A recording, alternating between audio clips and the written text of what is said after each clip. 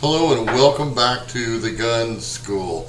I'm going to talk about the 12 gauge again. I know we just did part 1 on that before this video, and we're going to do a part 2 and probably a part 3, 4, 5. So there's a lot to talk about, and the first thing I want to talk about is the capabilities or the capacities of this and how we're actually going to operate. Now, the magazine will hold 6 rounds. Are we going to put 6 rounds in here? No, we're not. What we are going to do is load in 4.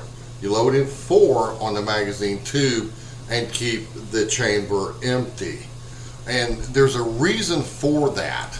And the reasoning is that you want to be able to have some choices. So for me, I'm going to put 4 rounds of double-aught buck, and those double-aught bucks will have about 9 pellets per shell in here. It's about 32 caliber pellets, and we're going to load 4 of them in the lower mag tube, keep the chamber empty. What I am going to do prior to doing anything else is I'm going to pull the trigger on here, and then we have 4 here loaded in the mag tube. This is how we're going to address any situations. Again, we have 4 imaginary rounds in the gun tube. The chamber is empty. I have loaded up double-aught buck. So if I'm out and about because I heard a strange noise and my proposed target requires a slug, I've only got 4 rounds in the tube, so all I would have to do is just load an additional round, a slug, in here and jack 1 in, and we're ready to go. If the mag tube was maxed out at 6 rounds, basically what I would have to do is take 1 out. Now I've just loaded another double-aught buck in.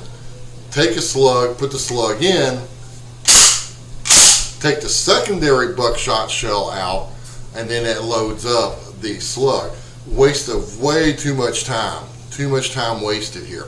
So what we're going to do is to again load 4 rounds of double-aught buck into the tube, go ahead and pull the trigger.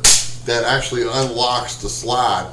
So if I need to go ahead and load the slug, it's basically going to go underneath.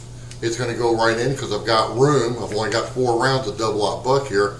Jack it back, the slug just went in and it's ready to go. So anyway, you never ever want to carry this with 1 round in the chamber.